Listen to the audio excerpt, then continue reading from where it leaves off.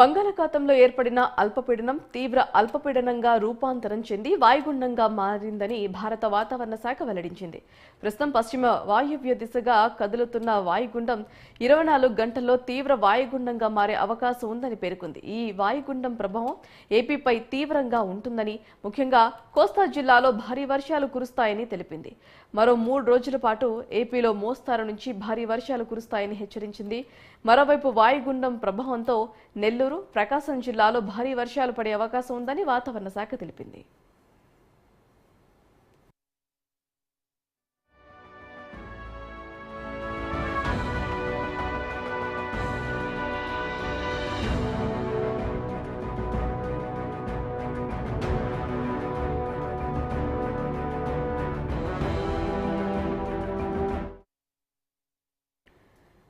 తుఫాను ఏపీలో గాని తమిళనాడులో తీరం దాటే అవకాశం ఉందని కూడా తెలిపింది. వాయుగుండం వాయువ్య దిశగా కదులుతూ 27వ తేదీ సాయంత్రానికి తమిళనాడు, శ్రీలంక సమీపంలో తీరం దాటే అవకాశం ఉందని కూడా మరో అంచనా వినపడుతుంది. అయితే ఈ రోజు నుంచి ఏపీలో కొన్ని చోట్ల తేలికపాటి నుంచి మోస్తారు వర్షాలు కురుస్తాయని తెలిపింది.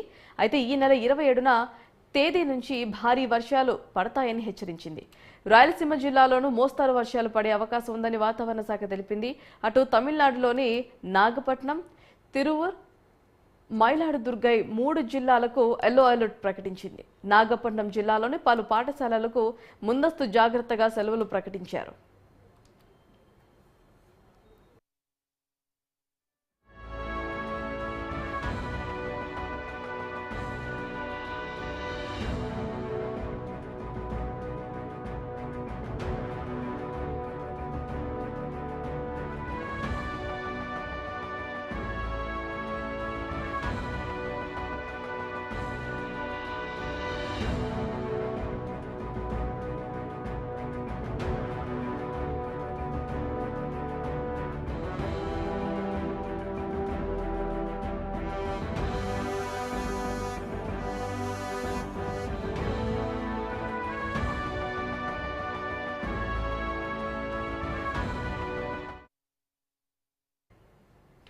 ఒకవైపు చల్లటి గాలులతో పాటు వాయు కాలుష్యం కూడా నగరాల్లో విపరీతంగా పెరిగిపోతోంది.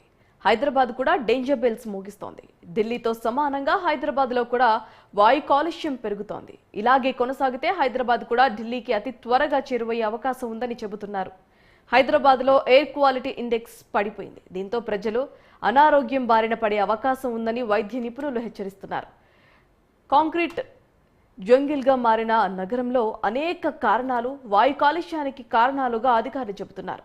ప్రజలు అప్రమత్తంగా లేకపోతే వ్యాధుల బారిన పడతారని హెచ్చరికలు జారీ చేస్తున్నారు.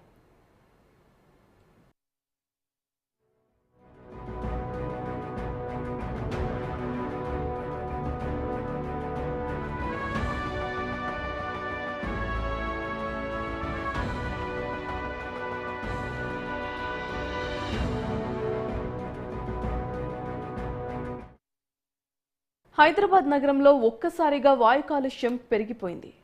ఎయిర్ క్వాలిటీ ఇండెక్స్ పడిపోయింది. ప్రధానంగా కుకట్పల్లి, మూసాపేట్, బాలానగర్, నాంపల్లి, మెహదీపట్నంలో ప్రమాదకర స్థాయికి వాయు కాలుష్యం చేరుకుందని నిపుణులు చెబుతున్నారు.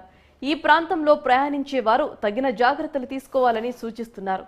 వీలైతే మాస్కులను ధరించడం ఉత్తమమని చెబుతున్నారు. ఈ ప్రాంతాల్లో వాహనాల రద్దీ ఎక్కువగా ఉండడంతో పాటు ఒక్కసారిగా వాయు కాలుష్యం పెరిగిందని వాతావరణ నిపుణులు చెబుతున్నారు. ఈ ప్రాంతంలో ఉన్నవారు బయటకు వస్తే తగిన జాగ్రత్తలు తీసుకోవాలని హెచ్చరిస్తున్నారు.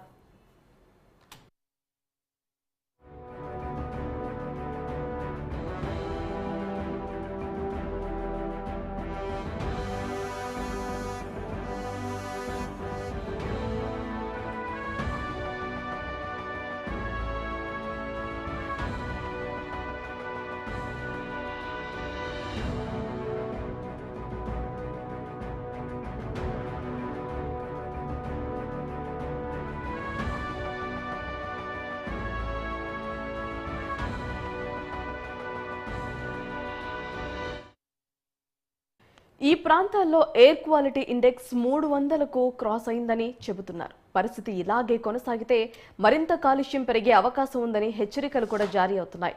ప్రభుత్వంతో పాటు ప్రజలు కూడా తగిన చర్యలు తీసుకోవాలని సూచిస్తున్నారు.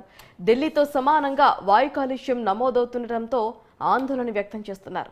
గ్రేటర్ హైదరాబాద్ మున్సిపల్ కార్పొరేషన్ కాలుష్య నియంత్రణ మండలి హైదరాబాద్ నగరంలో వాయు కాలుష్యం పెరగకుండా తగిన చర్యలు తీసుకోవాలని సూచించింది. ప్రధానంగా వయోవృద్ధులు, శ్వాసకోశ వ్యాధులున్నవారు, చిన్నారులు తగిన జాగ్రత్తలు తీసుకోవాలని సూచిస్తున్నారు.